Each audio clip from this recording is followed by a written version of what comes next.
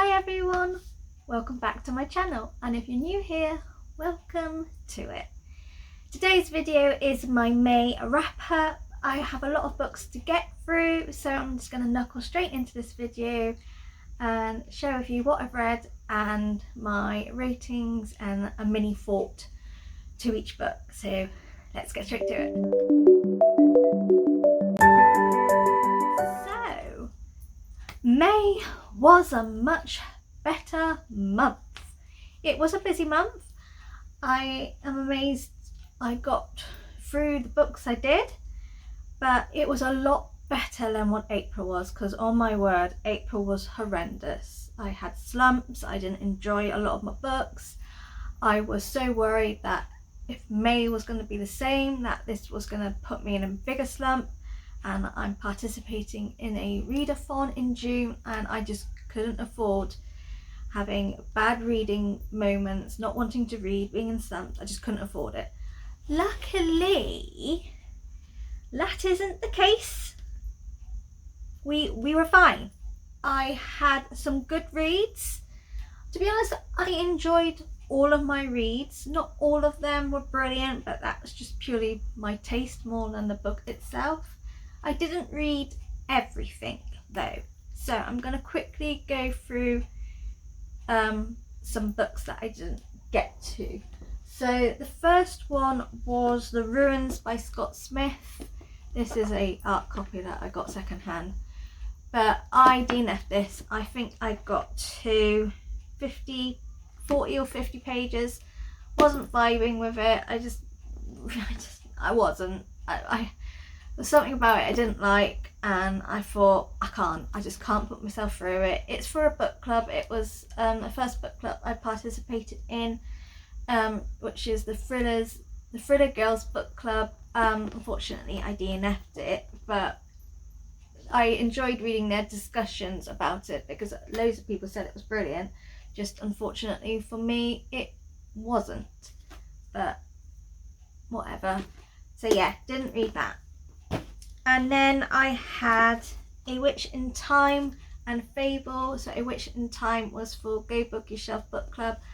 I didn't even get a chance to even start it, unfortunately, and it's like nearly June now. It's pointless me starting it because I have so many books to read in June to get through, so I didn't get to do that. And obviously Fable, which was for Chronic Illness Book Club, which is my dear friend Tilly runs, but again I didn't get a chance to pick this up, and I missed the discussion for it anyway because I completely forgot about it, so didn't get to do that. I also didn't read two books that were for tours. The first up was the Wainfleet trilogy, so the Achilles Gene, and then it was other two books alongside it.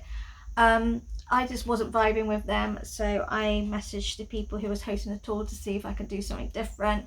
I was luckily enough able to do it as an extra, so I did that. And then also Blood Indigo, which was queer representation of Pride book tours. Again, I just wasn't vibing with it. It had a bit of sci-fi in it as well, and all of that part I just didn't understand. So they just wanted me to do like a mini review of like why I wanted to pick up the book and what I read, what my thoughts were for it. So that did that. So I didn't end up reading them. However, I did have three extra books put into that. So even though I didn't read some books, I had some books that weren't originally on my TBR. Anyway, to get into all the books I read, I'm going to start with all the other books that aren't to do with tours. So first up is Heidi Swain's new book, A Taste of Home. This was a read along with Tandem Collective. I love Heidi Swain. I've read all of her Christmas books, but I haven't read any of the others. This was her new one. It's like book 8 in the series. However, these are new characters, so I didn't need to read any of the other books because the character in this was new. But we follow Fliss Brown, whose mother passed away of cancer, and she leaves her a note to say that her actual real family lives down in England, and basically there is a fruit farm that her grandfather owns in the outskirts of Runbridge. Basically, she wasn't going to go, but she decided to go, and she meets her granddad, and she sees this fruit farm, which, because her granddad's been poorly, he's not been able to sort out the fruit farm.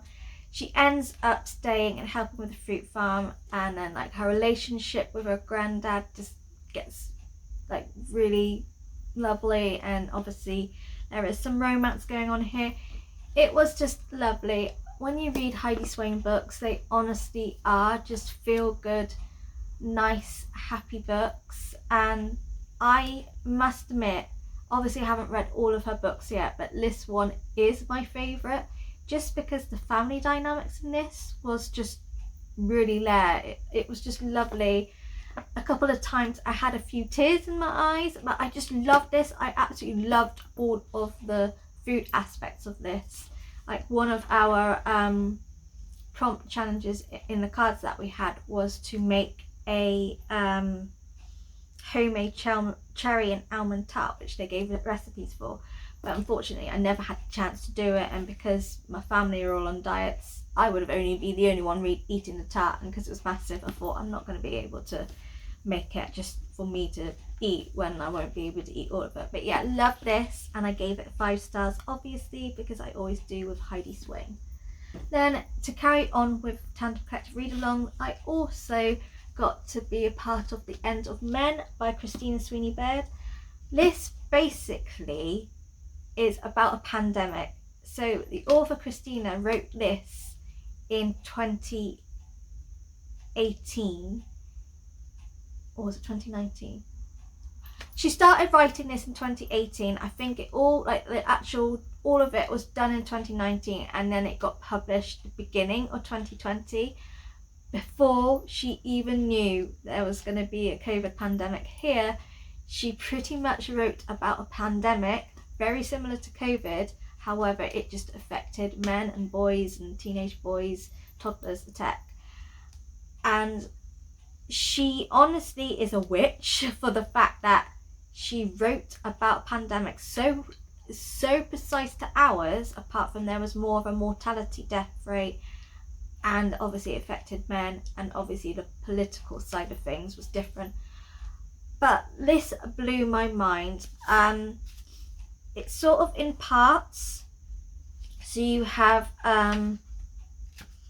before, then like it was, I think it's in 4 or 5 parts, and like the first like 2 or 3 parts I just bawled my eyes out.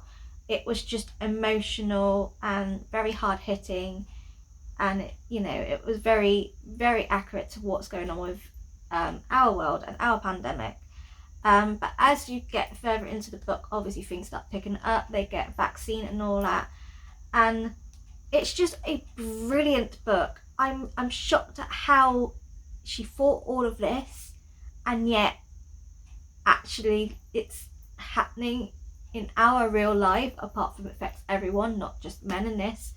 But this is such a scary book, but the topics that brought up here were really, really good. They had about mental health and how it affects people. It had about how abuse, like domestic abuse, skyrocketed when pandemics happened and having to stay in and all that, which obviously I know is true with our world. There was feminist points. It was about like how women because men were dying, women actually for once were being seen and were like climbing up the ladder in workplaces. Yeah, it's an emotional book. I was up and down roller coaster with my emotions, but it was fantastic. It was one of my favourite reads. Obviously it's like a post-apocalyptic dystopian book, but with a feminism twist to it.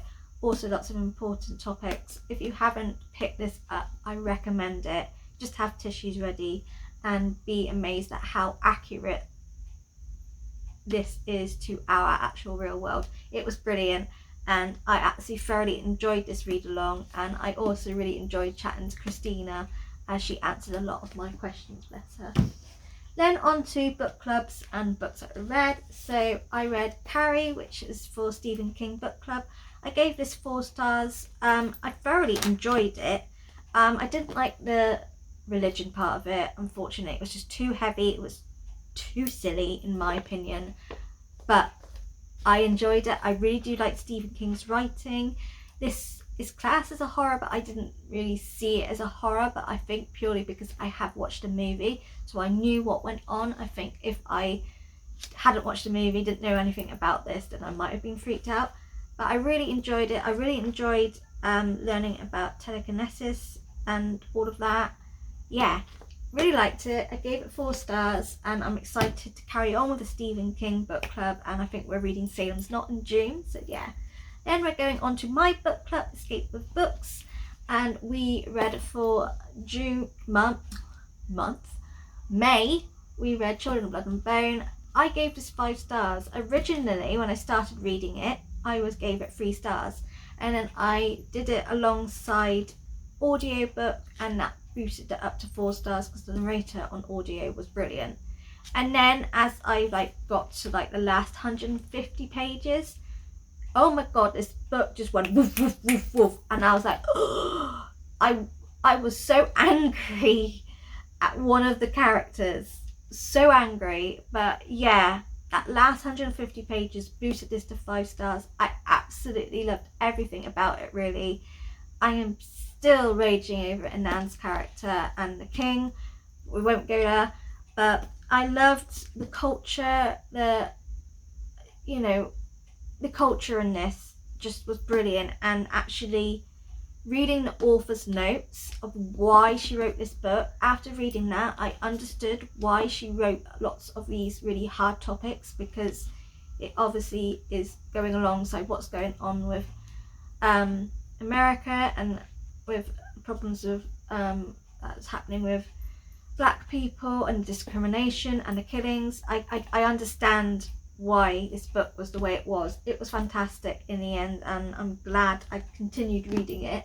Deserved the 5 stars in the end. And also alongside my book club, I was doing a monthly read along, which was Maas-Along, which are reading all of Sarah J Maas's books she's written, and we're starting with Throne of Glass series. So May, we started with Throne of Glass. Self-explanatory. I think by now you know I love Sarah J Maas. This is 5 stars. Absolutely love Selena, and everything about this book was brilliant, and I just love it. I love it. I love it. Chef's kiss. Can't wait to pick up Crown of Midnight in June, because I need to know what happens. Then on to the last book club is Another Tilting World by Rin Shipeko. I gave this, what did I give this? 4 stars. I gave it 4 stars. I loved it. I did love it. I enjoyed it. I have a vlog which I'll tag down in the comments of my actual full-on thoughts about this. There were just a few bits that niggled me, that annoyed me, which is why I dropped down a rating. But I absolutely love Rin Shipeko's writing. It's a YA fantasy. It was very straight to the point, like that. No faffing about. I like that there was a lesbian relationship and then a normal male and female relationship. Both relationships I loved. And yeah, I definitely want to pick up the Ever Cruel Kingdom, which is the last book, because it's just a duology, because I need to know what happens. But yeah, I did enjoy this. It was just a few niggling bits that annoyed me. And then I decided just to mood read, and so I picked up Take a Hint, Danny Brown, and At Your Age, Eve Brown by Talia Hibbert. Both of these are 5 stars. I read Get a Life, Chloe Brown last year, and that was my favourite romance of 2020 alongside Heidi Swain. And these 2 are 5 stars. Loved it. I love that this has mental health representation in men. I thought it was brilliant. I like the fact that it focused on anxiety in a man. I think, yes, we don't get a lot of that. And Eve Brown, I really like the fact that it was about autism, specifically on the main male character, but Len also come to the realisation that Eve probably has it, and probably that all of her family has it because of the weird traits they have. Just the representation in the Brown sisters books I love, and I just love that the author puts representation in the books in different ways. And the romance in here, especially these two, oh my god, the sex scenes were brilliant. And then I'm going into tour books, but before I do that, I just need to do one thing, so I'll be back.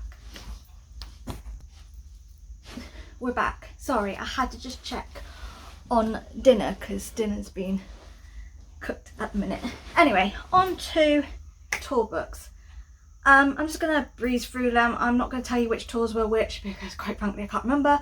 But first up we have Don't Ask by Paul Carroll. Gave this 3 stars. It's about this girl called Elsa. I'm really worn out running up and down those stairs. It's about a girl called Elsa who uses a DNA ancestry test kit out for just pure curiosity because she was working on like this publication for this ancestry kit, and then she pretty much learns about who she is, and then it all opens up this like can of worms. And basically in the 1980s there was this band that was like a brilliant band, but their rape happened and nothing really happened, and so it has this like Me Too movement and a lot of like things come out, and she finds out about like family, and I think someone in the family was part of this band who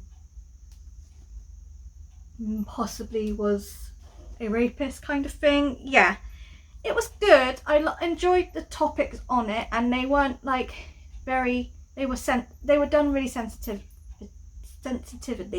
whatever. It was just,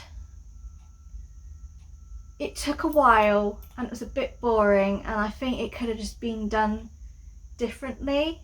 I don't know how to explain it. Like, it was a good idea, I just needed more. That's how I can do it. Also then we have, it would help if I had it in order, The Bone Code, which is a Temperance Brennan novel. This is like book 20 in the series. However, it's quite easy to follow on. It's like a new case, like you don't know the full backstory of the characters, but you know who they are. I'm a big fan of Bones, the TV show. I've watched them, and this story sort of felt very similar to a show I did watch in Bones. Whether it is the same or not, I don't know.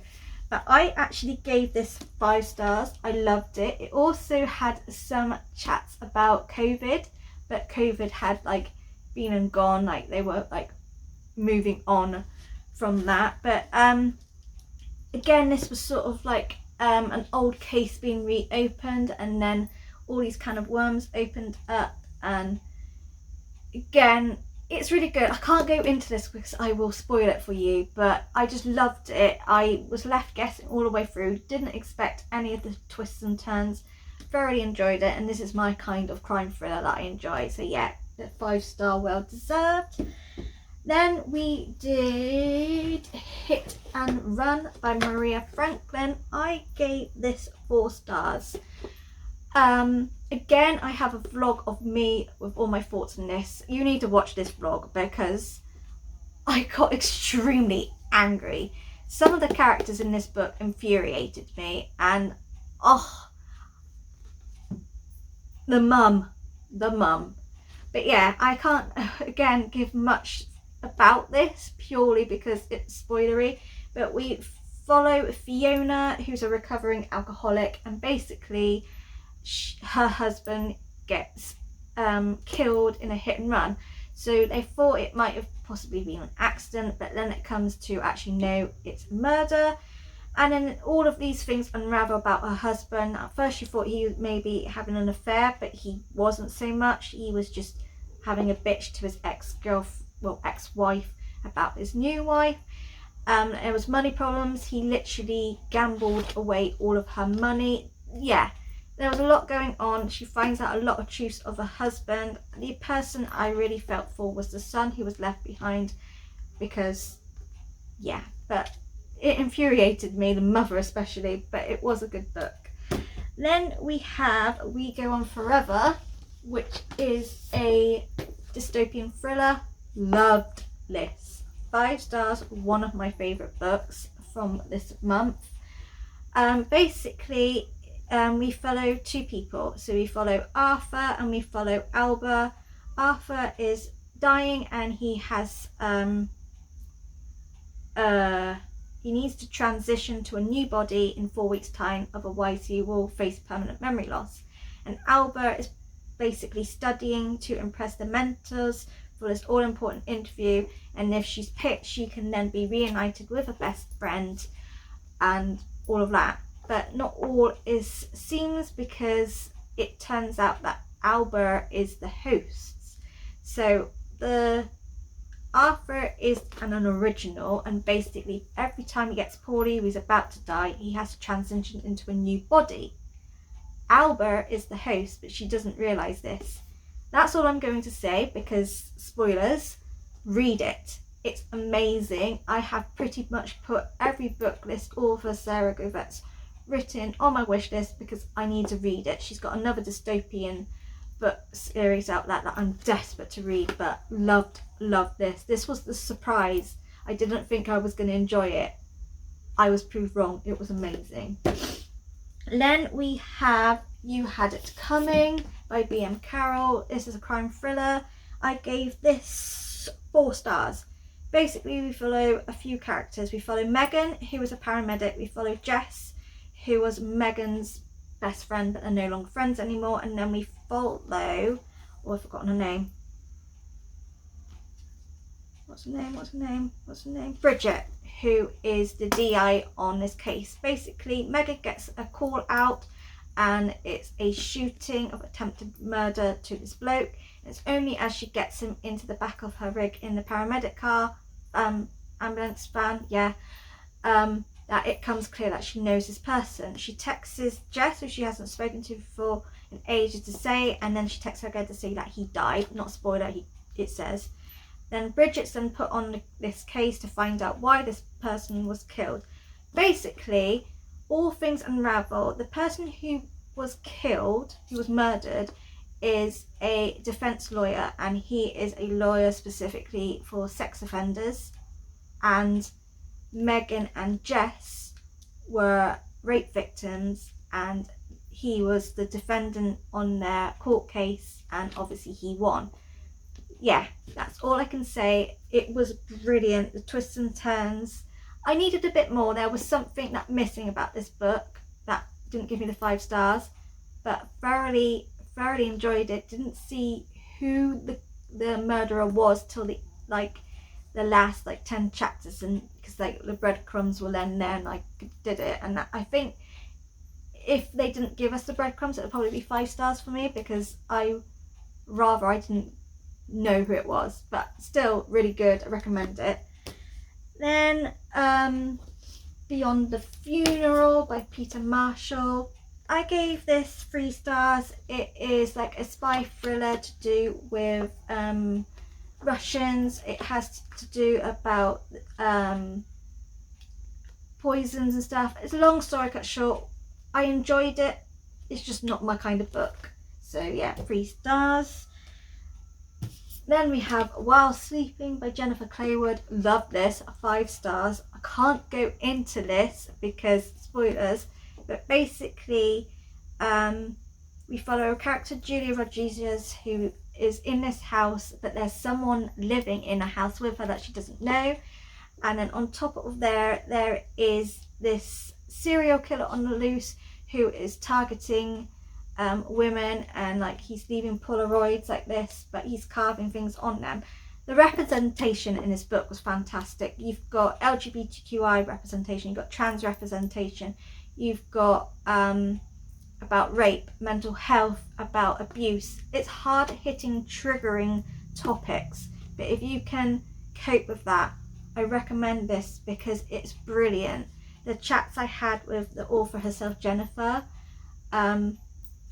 I pretty much was saying to her, I love you, this is a fantastic book, I recommend this. It was brilliant.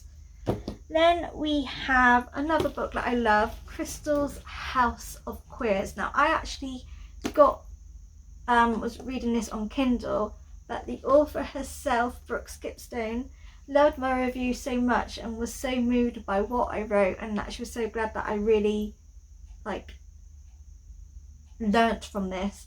She gave me an actual physical print copy that, yeah, basically you see these all in the book and in the Kindle. You've got all these line drawings, all of these like painted watercolor books, like that. Oh, unfortunately with the actual paperback, the watercolor drawings is just black and white. It wasn't coloured, but in the Kindle it was coloured. Basically follow Crystal, who deep down knows she's a lesbian, but the person she's in love with is sort of dating this guy. Long story cut short, Crystal and the person she had feelings for in 5th grade, who she kissed, they finally get back together, and COVID's going on in here, and Crystal's grandparents get rushed to hospital because they're positive. Her grandfather is put on a ventilator, so Crystal's living on her own house. Hayley's getting attacked by her abusive boyfriend, so she comes and stays with Crystal. And then these 2 new girls called Peyton and Sawyer, who are sisters, come because they start becoming friends. They all go to his house. Long story cut short, this is about abuse. This is about being safe in your skin and who you love. It's about, basically, the quote that's through this book is raising your dyke flag. Basically, Crystal lends this house out for everyone who is queer, who is getting abused because they are queer. Recommend this.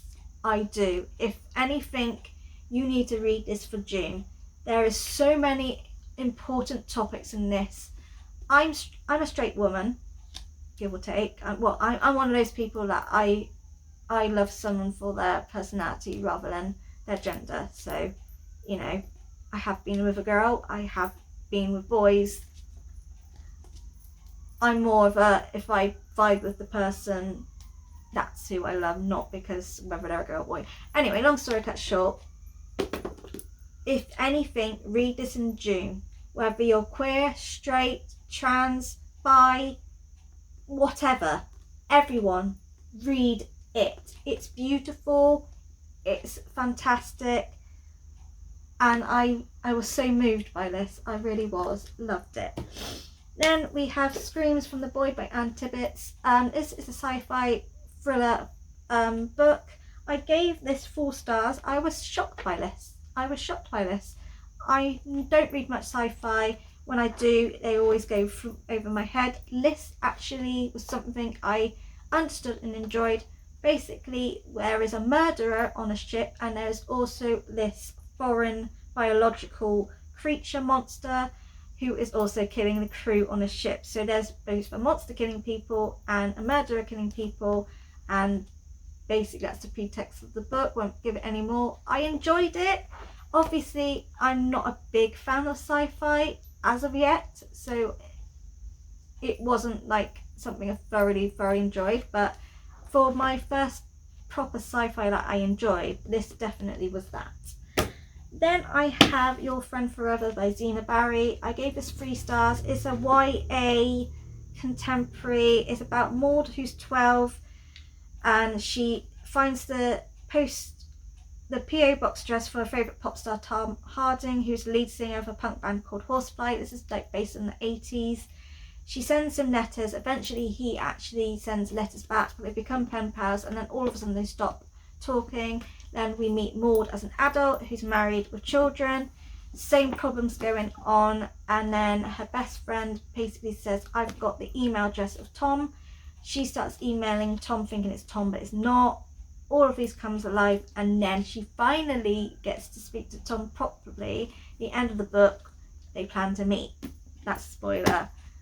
It wasn't my book. I'm not a big contemporary fan, and it just, to me, there was no plot. It was just writing to your fan, and I just felt a bit put off because it was Tom Harding. It's so close to Tom Hardy. Even the description was very much like Tom Hardy. it wasn't for me. I can see so many people enjoying this, but for me, I'm not a big fan of contemporary, and this was a eye-opener. Then I have got all these books and Kindles that I'm going to just fly through because we're on nearly 30 minutes and I don't want to take forever on here. We've got Strange Things Awaits, which is the book 1 of the Darkness Awaits series, and I had to read Darkness Awaits for a tour, so I needed to read the first book first. That I gave 4 stars. Really good. There's obviously queer representation, magic, witches, vampires, wolves. I enjoyed it. It was just lacking something, and the same with Darkness Awaits, which is the second book. I enjoyed it. Obviously it carried on from the end of Strange Things Awaits. That again, I just needed something more. I don't know what, but I needed something more. Then I have Perfect on Paper.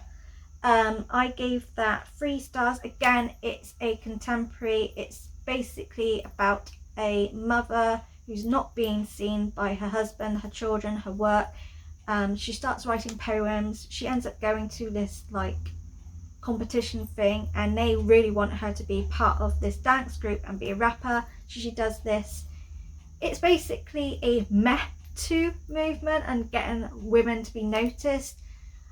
There was potential. I did enjoy it. It's just, it wasn't for me. It's not my kind of book. It didn't have that plot and pace that I'm used to with crime thrillers or fantasy, so it just fell a bit flat for me. But the topics were really good.